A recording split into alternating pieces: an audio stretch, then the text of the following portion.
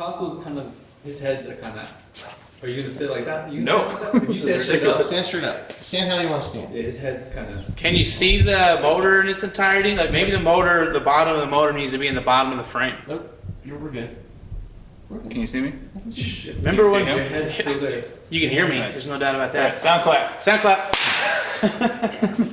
That's not even the frame. It's tight. Yeah, Sound clap here. that doesn't look right. Now everything's got an explicit thing. All right. Hey, it's Tasso with OTC Racing. We got Ryan here with DSX Motorsports and Scotty, who doesn't exist, but he races a dumb white car. We're going to be working on a timing belt tensioner here today. We have here the later factory style tensioner, and we're going to be installing a Roger Clark Motorsports High Grip Tensioner. Hopefully here It's we'll, missing some of its components though. yeah, so hopefully it'll help a little with all that rev limiter banging and all that slacking timing belt nonsense. I don't know. I got nothing now. So we already removed this because we really want to try and keep the Lick Motorsports cam timing in there. So Tasso set this up with, after all the machining and stuff, with the original tensioner. So we know that at the bare minimum that the belt is actually really close and accurate to what it needs to be, with hopes to see also if there's any other adjustments we need to make with the RCM tensioner. I don't know that we're going to get that lucky, but we'll find out. we'll see. Yeah, the motor was ready to go when the opportunity arose that I could run the high grip tensioner. It's a much higher quality part, so jumped at the opportunity. So we'll see if anything changes tensioner to tensioner in terms of the belt geometry, and you know, if it does, fortunately I already have the pulleys, so we can take care of that when the time comes. All right, you might see some time lapse now of our butts as we're installing stuff. I don't know. Yeah, let's do it. Do it. Sound clap. Sound clap. Now we can be normal. Right.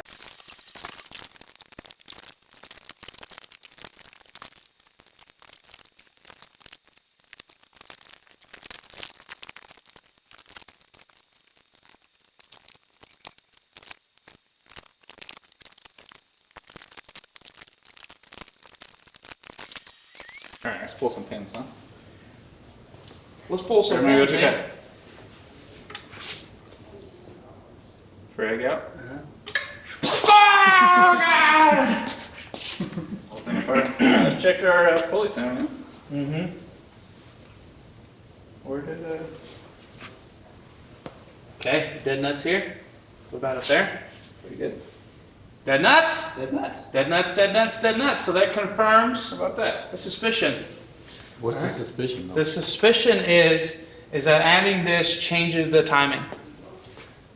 Which, So it doesn't. so it doesn't. So we didn't move the pulleys. Mm-hmm. The pulleys are where they were originally. Mm-hmm. All we changed was tensioner. Mm-hmm. And I did not need to readjust these Those- pulleys to get the I hand gears back think in the place. argument can easily be made that this is equally as important as anything else for timing. So you're saying it doesn't overtension then? Well, it doesn't change the geometry. The change in tensioner does not change the geometry. Of the of, timing, right. game timing. So because this is a different shape, it's not actually changing these bad boys. All right, you ready to talk a formal conversation about it? Talk about the motor? All right, so we gathered up some folks here. We just installed our RCM, Roger Clark Motorsports High Grip Tensioner assembly. Now, before you put that on, so we took some pictures. You've got the LAC idler pulleys in. So Tasso, tell us why you put those idler pulleys on.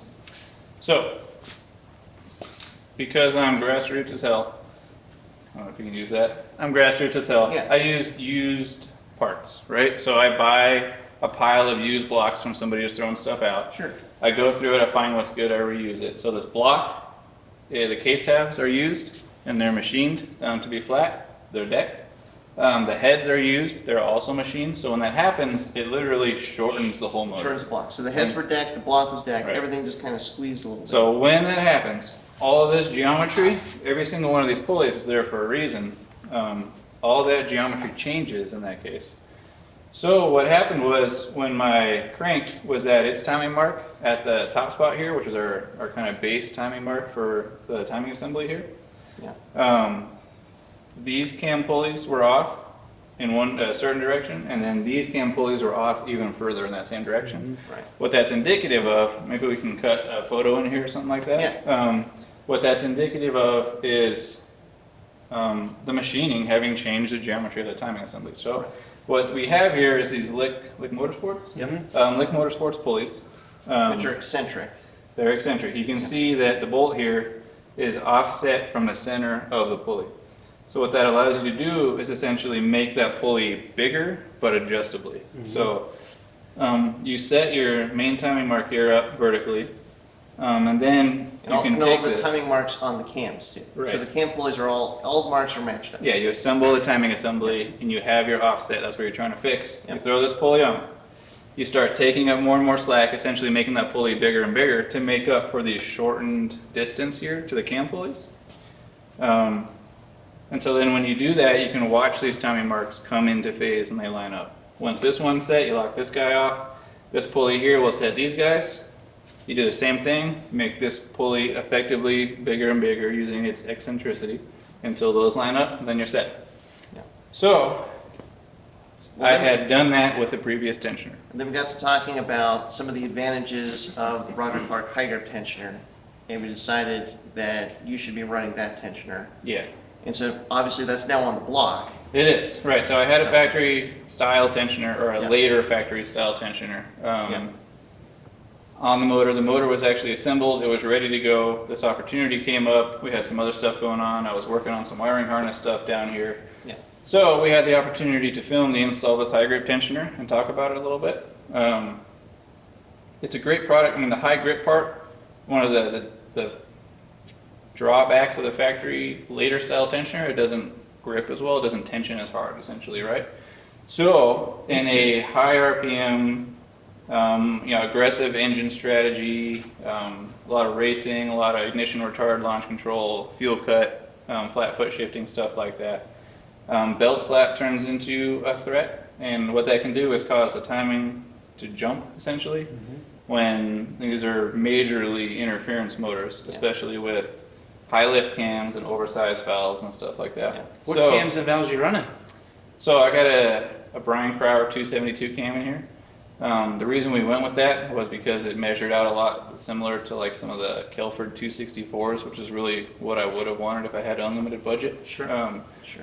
So it also has a higher lift. I'm spacing right now 10 mil, I think it's about A lift? 9.5 or 10 mil. Yeah. approaching 10 mil lift versus the factory cams are It's definitely higher than the non-ABCS 8 point factory. something. Right? Yeah. So yeah, it is a non-ABCS motor. That's worth saying. That's why you're not seeing ABCS pulleys here. Yep.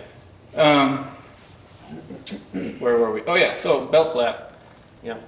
If one of these cam pulleys slips a tooth, it can cause catastrophic engine failure. Yeah. I don't know for sure because so much of the previous motor, when it blew up, like it blew up real hard. So, so there wasn't a lot to really like diagnose other than all these cool chunks of metal that were everywhere. Right. But it's possible that's what caused the last motor failure. So, for my application, the high grip tensioner is a great product. Well, let's talk about, as DSX would say, the field serviceability of this high grip tensioner. So what this is doing is it's using the previous generation of tensioner that Subaru used that's horizontal versus the smaller vertical hydraulic element to apply tension. But one of the advantages of that older style is, one, it can be replaced by itself. So if you just want another hydraulic tensioner, you can buy just the hydraulic part by itself or just the pulley by itself. But then, so field serviceability. So what do you mean by that? So what I mean by that is when you look at the instructions for the hydraulic tensioner, you don't want to compress it too fast and you don't want to compress it kind of out of its acting plane. And the biggest reason is because it's easy for that pressure to overcome the seals. Yeah. And so one of those elements for that field serviceability with the new style is you have to have basically a vise that can do it, and you have to be really particular It with has the to be speed. vertical. Yeah, it has to be vertical. So you're kind of like, think of the vise on its side, and you're kind of compressing this thing vertically. And you have to basically follow the instructions and the timing. If you Yeah. compress it too fast, and this is on a good tensioner, you stand to potentially have a failed tensioner. There's a full Possible. book. There's a full page of instructions Yeah. on how to reset. It's possible the to later damage stuff. the diaphragm. Yep. And so with This style tensioner, it's not nearly as particular. So for me, I mean, I've had to do it before when I've had, cam gear failures, or if I was panicked about something, need to make an adjustment, or whatever the case may be. And with this tensioner, it's not nearly that particular at all. Yeah. And so the actual surface area that it's acting on the outside on the seal is a lot smaller. Yeah. And then the whole, like, you're getting all the action out of basically the sheer size and the length of the tensioner. Well, and it's designed to be horizontal. It's designed to live horizontally. So Right. that's where you can put it in a vise and be gradual with compressing it, and that it's much happier with that. And so for me, I know it's going to sound super shady, but I mean, you don't always have a vise anywhere you go. And so I basically have been able to use basically the tongue of my trailer and a jack and compress this thing, do a couple little pumps, go and do what I'm doing on the front end, go and do a couple pumps, and then get it to where I'm dropping the pin in, and then put it on. I'm not worried about the diaphragm failure. I'm not worried about any of those other issues that you have to be. It takes time. It takes not necessarily specialized tools, but when the chaos of everything's happening and you're trying to make a session, it's nice that you could literally just set it over there, not worry about it, and just keep revisiting it until it's where it needs to be. And historically, when the newer tensioners came out, there were a lot of people that still wanted to use this older style tensioner. And even to this day, there's some core people that just trust this older style tensioner more than the current style tensioner. So this basically incorporates that, but then the addition of the small idler pulley, which is what the old style tensioners didn't have. Right. So it's kind of the best of both worlds. Right, yeah, so Roger Clark here was able to engineer and then also make beautiful the best of both styles of tensioners. So it's unfortunate, it's one of a stack of very cool parts that no one ever gets to see. You get to see the top half. There'll be a little window there for the coolness that's hiding behind the timing covers. But. Yeah. Well, so now let's back to the eccentric idlers. Let's go into detail about what we just found. So you had put on the eccentric idlers and with the old style tensioner and got everything lined up exactly as it should be. Right. But then in putting this on, talk about what you did with those eccentric idlers and then what you found. Essentially, normally when you're assembling the timing assembly on the front of the motor, this pulley is one of the last ones you put on, either last or second to last. Because it's an easy place to kind of give yourself some slack to work with to getting the belt lined up on the pulleys. We wanted to leave these installed as they were to truly have a back-to-back test. So we had to get kind of creative over here, and it worked out. But if you're watching a time lapse and you see us huddled up over there for a little bit, Sweating profusely. that's why it looks so ghetto. I changed my video twice. Right. But what did you find? But it worked out. So we got it on. It's all good. And we found that it did not change the cam pulley phasing. The cam pulley stayed in adjustment. With no adjustment here, our timing marks on our pulleys still line up. So the best I can figure here is the reason this worked out is because this is just a variable area of the belt geometry anyways, right? The timing, the phasing, the tension of the belt. Because remember, looking at these motors, they rotate clockwise. Clockwise. Clockwise. Today. In the southern Except hemisphere. for in Australia. Yeah, who knows, right? They just throw them in the toilet because I don't know. Turn them backwards. Turn them backwards, and the sun's different down there. It's upside down. So Clockwise. Lock it up, cats. We're Yeah. professionals here. That's right. So don't tell anybody we're not professionals. So the path of the tension, the path of the force here, actually travels through these sets of gears first, and then across to these here. So that phasing is actually determined by this belt path. This here is essentially variable because that's where the tensioner is doing its tensioning, right? Yeah. So just putting this tensioner on, although it's a different size and shape, it's still taking up tension just like the previous tensioner would. It's not taking up any more space. It's utilizing the same slack that the outgoing standard The tensioner. timing marks on the belt, and I don't know if you'll be able to see in the camera, they're not lined up right now because we rotated the motor a few times to check out. They're pretty lined up. you mean on the these belt. ones, but the ones actually marked on the new belt to line up. So they're, I don't know if you can see them or not, they're not lined up, but the timing mark portion of the belt is still in the same place. There's just tension being taken up here, whether it's in this nice Roger Clark unit or in a more OEM style. So the tension is just like with the other factory tensioner, you're not necessarily adding more tension, you're not changing the tension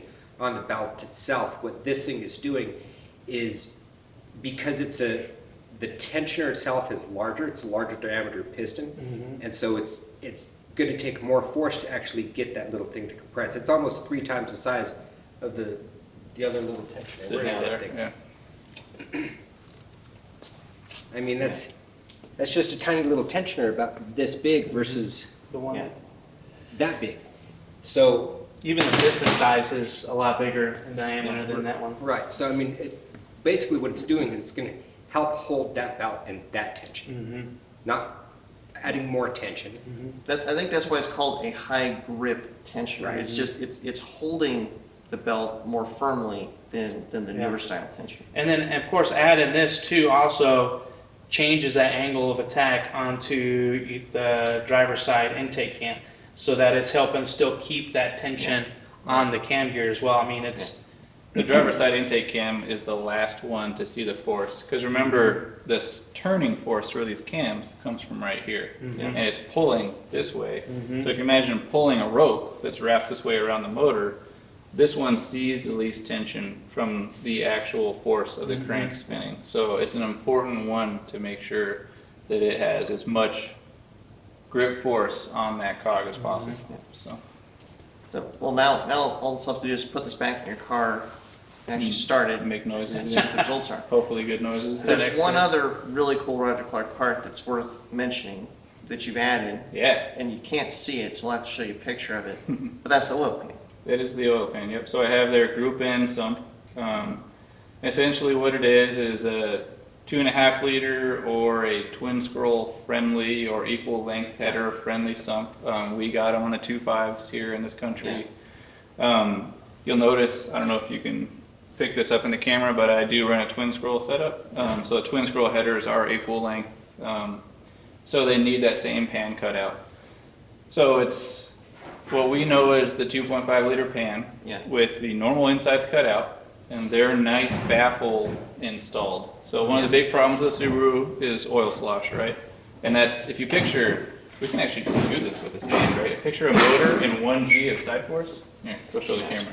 No, we can take pictures after the thing. Or we could keep filming, and I could do this. See this? right way. Well, you gotta go this way. Doesn't matter. Probably not in focus. That's okay. Okay. So, this is 45 degrees leaned over. This is now essentially simulating a Subaru with 1G of cornering force, right? Because you have your 1G going down, your 1G cornering force. So if you can think now what level is for that oil, it wants to run up into this outside head. So what these baffles have here, they have trapdoors that allows that oil to drain back into the pan, but then not slosh back up and out. So, and that's bad for any number of reasons. Hopefully if you're watching this, you know why oil not being in the pan is bad. But right, it can lead to oil starvation, it can lead to oil pooling in the head, it can affect the valve train in that head, it can affect the breathing in that head. A whole number of reasons why it's important to have good oil control. And that's what I've elected to go with on this motor. And that's their Group N pan, so this is something that Roger Clark works with a lot of rally cars over in Europe, and so this is something that comes out of, basically Group N homologation from the rally cars. So seeing as you have a rally car, this is kind of a perfect addition to the car, to the engine as we're putting it back together. So. It's one of another really cool parts that no one will ever get to see. Are you running the pickup and the diamond, the little? I am, yeah, so I'm running I think their, that's a big deal too. they run a pickup with essentially a little castellated boot on the bottom. Yeah, hand me So that little it's- thing so I can talk about it. 'Cause I love, that's like it's one of my favorite parts. Guy back up. Yeah. So this little guy, one of the things that I talk to, in rally, right, there's always the possibility of taking a bad jump and smashing a pan, right? Yeah, every single one of my pans ends up crushed. Yeah. Just because it land on stuff, hit rocks, stuff like So that. the nice thing that I really like about this, that really nobody's offering, is that if you did, it's basically where it's almost touching the bottom, or is touching the bottom of the pan. But it's got spacers on it. But it's got spacers on it. You can kind of see there's room for it to suck in and everything. It's even got little divots inside there. But the thing is, if you do take a dip, you got a long way of compression and you're still making full seal Right. with both the pickup and like actually with the pan. With the bottom of the pan. So that, I mean, hopefully prevents a broken pickup. I mean, it's Yeah. obviously going to keep you. Yeah, so unless if it's not clear, this will attaches to the bottom of the factory pickup, right? In my application, it is actually preloaded against the bottom of the pan Yeah. just a little bit. Yep. So I know it's always pulling oil Yeah. from the lowest possible place. And because of these, I'm calling them Standoffs, castellations, right? right? Yeah, but a standoff essentially is what they are. It never actually will seal against the bottom of the pan. So it always has a passage, and it's always pulling from the lowest possible point. And for the pickup, basically the gap between the pickup and the bottom of the pan, that's closed a little bit, so that you know that you're always pulling from the bottom. Yep. And having that contact with the bottom of the pan kind of balances or reduces the likelihood that the pickup is going to start to vibrate or Right. oscillate. Yep. So So it's not it's just- not hanging in shear anymore. It's Right. now sort of supported at the bottom as well. Yeah. So Yeah. Crazy. I love that setup. those are oiling things. I've always just kind of like crossed my fingers and hoped the motor was going to survive. And the Roger Clark pickup that has that attached comes with all of their pans. So when you get their pan, it's the stock pickup with that attached to it. Yep. So I'm excited to have at least that little bit more peace of mind. Yeah. So both of those things are cool things that Roger Clark makes that hopefully should improve the reliability and function of this engine and give you many, many thousands of miles of. It's not even the only two Roger Clark parts on this motor. Yeah. Wait, Got your but- sandwich so let's leg. go back to the oil pan and the pickup again real quick, because we actually have the data to prove and show, like Roger Clark spent time, like actually hooked up a G meter with the oil pressure on Yeah, that logged oil pan. pressure. Logged oil pressure with that pan and saw a huge increase in reliability basically from running something where if the oil can't get out in a high G corner, you're the safer you're going to be. There's a video and there's a blog and there's information out there to show like that Their pan data is. collection with that pan. Yeah. Yeah. On Gobstopper. I'm excited even to see so I don't run a PCV system. All my breathers go to catch cans, which is, you can see they're draped over the motor now, but that's where those would eventually go. So the valve cover breathers, I'm excited to see if I see less oil in my valve cover breather catch can because of more oil control and oil's not being thrown into that head and then splashed up by the cans going over at a bajillion RPM, right? Yeah, So, I'll still be able to find out, yeah. so, So what other cool Roger Clark parts are on this car? So also, if you've noticed, I don't know if you can see this in the shot. Oh, yeah. So these bad boys are for an external oil cooler. I guess starting from the beginning on this one, I run a factory radiator on my car. Between E85 and an external oil cooler, I don't have overheating problems. It takes care of that altogether. The factory radiator is lighter, it's cheaper, it's weight that's hanging way off the front of the car too, right? So it was important to me to keep that as light and cheap and simple as possible. The factory oil cooler on most GDs, I guess not some GRs, is that right? That they don't have a factory coolant. WRX does not have the oil cooler. But for most of these, especially the GD generation, the factory oil cooler relies on engine coolant to cool the oil. It's Or part stabilize it, really. to stabilize, Yeah. and it keeps them more in tune with each other too. Yeah. But as you're loading, you're thermally loading the cooling system. the cooling system, especially the oil side of things, it starts to create kind of a little upward spiral of temperature, right? So by eliminating that load on the cooling system, the radiator is more than enough to do its job now. I have a nice big oil cooler, and So the oil's kept cool, separate from the coolant. The Right. coolant can do its job, the oil cooler keeps the oil cool, and you're not putting double duty through the radiator. exactly. Now, it comes down to, for a Subaru application, where do you take that oil out of the motor, and where do you put it back? There's a lot of sandwich adapter options out there, but the Roger Clark one in particular is thermostatically controlled, and it comes with numerous options for angles of those exits, right? Yeah. So especially with twin scroll exhaust, this is a tight little spot down Yeah. there. It's not easy, I don't know if it would help if I can rotate the motor up in that. Is that going to stay in the You can shot? Take pictures of it Yeah. after. Okay. So it's a tight spot to get out of. I'm actually using the Roger Clark sandwich adapter, has both a 45-degree and a 90-degree output, and it has 2 of those, right? Yeah. For the ins and outs, you can pick Yeah. either one. I'm actually using a combination, and I forget now without looking, but one of them I'm using the 45-degree output, one of them I'm using the 90-degree output, and then I have a different combination of AN fittings at that point. Because that's where you can actually clear the twin scroll header. So Right. the twin scroll header comes up the highest of all Right. of the Subaru headers. So doing an external oil code like this, as we discovered on the Pikes Peak car, is really challenging. Yeah. And if you do it wrong, it can burn the car down. Yeah. Right? So Yes, we know that from experience.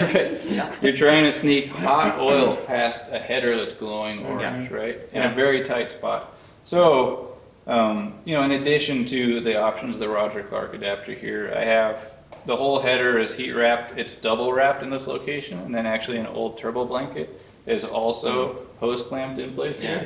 And then I run this nice heat protective coating on the oil lines, and they're stainless oil lines too. And I haven't had a problem.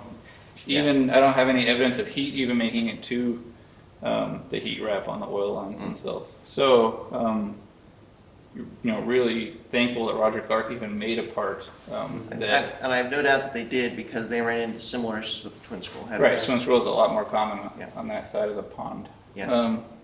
And then It's does also thermostatically controlled, which is really nice. so what that means is that basically it will not start sending oil to the cooler until it warms up. Right, oil too cold is just as much of a problem as oil that's too hot, right? Yep. It's not lubricating properly, it's not flowing properly. And it's creating more drag, so it's running more power. So this allows the oil to heat up and do its function as it's designed to, but then once it gets hot enough, it starts flowing through the cooler.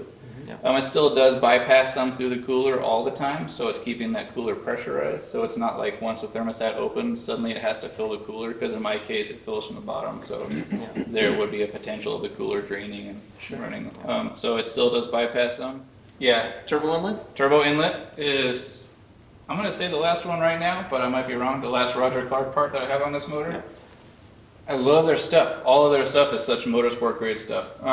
It is. This is the one that is designed for the atmospheric vent PCV system, or the PCV delete. Correct, turbo? yeah. So a problem you'll notice. But it's made by Samco, right? It's made by Samco. It's Roger Clark had Samco design this specifically for this application. Right. And so we know Samco makes great stuff. They make great stuff, and you can rely on their parts to do what they're designed to do. So, running external vent to atmosphere catch cans.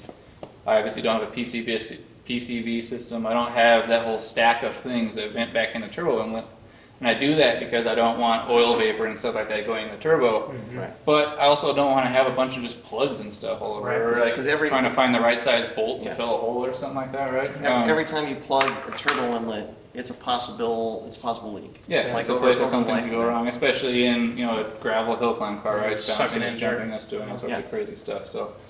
This one I still run a recirculated bypass valve. Top So mount. it still has, and I still have a top mount, so it still has the inlet for that, which I like just because, I don't know, sometimes it's fun to make cool noises. I haven't found a real performance difference one way or the other. This one keeps the whole system, pretty sealed on the airflow standpoint, so. Yeah. I don't have any hesitations, nothing like that. Well, and the advantage of this turbo inlet is that it doesn't have any of those extraneous vacuum ports. Right, so It I has still, I one. have just the port that I need. I don't have the other ones. I think they sell one with all the ports, right? Yeah. So they Yeah, the sell, standard sample. they sell all the variations of turbo inlets for whatever you need to do. Yeah. If you're wondering why there's red on here right now, I just use red tape on things that I want to seal up, but will need to be unsealed once it's in the car, because it's a nice visual reminder for myself. So The engine's anything, about to the point where you're gonna drop it back in the car and start doing the final assembly. yeah, exactly, right, so it's, once the timing covers go back on, it's ready to go back in the car again now, so. Yeah. So that's why there's red on here, it's my own visual reminder for myself, so. Cool. Yeah, I'm just incredibly happy all the way through with all the Roger Clark Motorsports parts that are on the car. They're all motorsport quality, not just high performance quality. They've all held up to the test. They're serviceable. They stand by their products too. They came right. from a rally heritage, and you can tell that a lot of the stuff that they developed is with like serviceability in a rally Yeah. service, like overnight service in Yeah. mind. their stuff is at home in a motorsports setting, which is Yeah. the most grueling, automotive setting that Yeah. exists. So Yeah. It's all pretty good stuff. It's great stuff. It's pretty cool to see it on the engine here, and can't wait to see this in your car, fired up, and then Like in 6 hours. like in 6 hours. Yeah. and It's like- depending on when this publishes, it So- might be like 2 seconds later. yeah, yeah, that's right. That's right. It's probably not going to be that way. Everything takes so long. Okay. It's taking some time, but Yeah. it's going in the car soon. You're going to be running in the 2020 season, so yeah. I mean, that's basically the next step is just to get this in the car and running, and then get you back on course. Yeah, gotta get some miles on it, and then gotta start laying the smackdown on my enemies. That's right. Like DSX Motorsports. Yeah. We need to do one of those like those Do little one of like, these. Yeah. Yep. Cut that out. Actually, no, that should be the title. Dot for that video. That's I guess a little rundown of not only the high grip tensioner, but all the other Roger Clark parts that I have on this motor. Hopefully here we'll do a little rundown of the motor as a whole, because I'm sure you guys all are dying to know exactly what I have going on. Yeah. Well, just the inner builds and all that sort of stuff. Yeah, no, if you're a motor nerd like us, then I've done a lot of like little cool tricks and tidbits with this motor that I want to share with people, because I spent a lot of time on this. Yeah. So stay tuned. Next Yeah. video maybe. Yeah, so This we'll get in video the car later. and get some I don't know, some sounds, making it all the right noises. Should make good noises. I decided to do my megaphone exhaust, like I joked about in the podcast. If you're not watching the podcast, subscribe to that. listening to. I would listen Yeah. to the podcast. Yeah, listen to the podcast, but watch us Watch on, the videos. on the That's right. tubes. Yeah, that's why you guys are here, to keep me humble. That's right. Subscribe to the podcast. We talk about this stuff. I'm doing my megaphone exhaust. Nice. It's going to be ridiculous. I don't know if it'll shoot flames, what with all the extraction going on. We'll make issue flags. I think it's probably going to shoot It's flames. just, I don't know, hold a candle to its butt That's right. and let it fart. But, it'll be a good time. Yeah. Well, and then so we'll come back and probably get some like a mid-season review of how everything's working out. Yeah, For or a you as dyno well as explosion video, Tasso. one of the two, huh? Yeah. People love both of them. Don't feel sad. I think. I'm the one that gets to be sad about that. No. To the gram. Again, 2020 is the year of reliability. Yeah. I think that picking parts for reliability, it's all going to start paying off in 2020. Yeah, Yeah, I feel good about it. totally. Me too. Well, thanks for putting this on, Tasso. Thanks for bringing the engine down, because it's in our shop and it made a long way to come down here. So Yeah. thanks for doing that. Thanks to Ryan for coming. Thanks for Scotty for being at work like you always are. So, Thanks, Yeah. and OTC Racing, Facebook, Instagram, YouTube. DSX Motorsports. Facebook, Instagram, TikTok, YouTube. Yeah, all PayPal, Vine, Yeah, whatever. Vine. Yeah, I just resurrected my Vine account. Flappy about- Bird. about- Sign us on Lock Flappy it up. Bird. I think you're on MySpace. You're dominating MySpace. right Yeah, Yeah. killing it. Every time someone opens your page, just some Britney Spears song comes on and no one can turn it off. So now. Well, so stay in touch with these guys. Always follow us, and basically, as always, stay tuned with Flatirons too.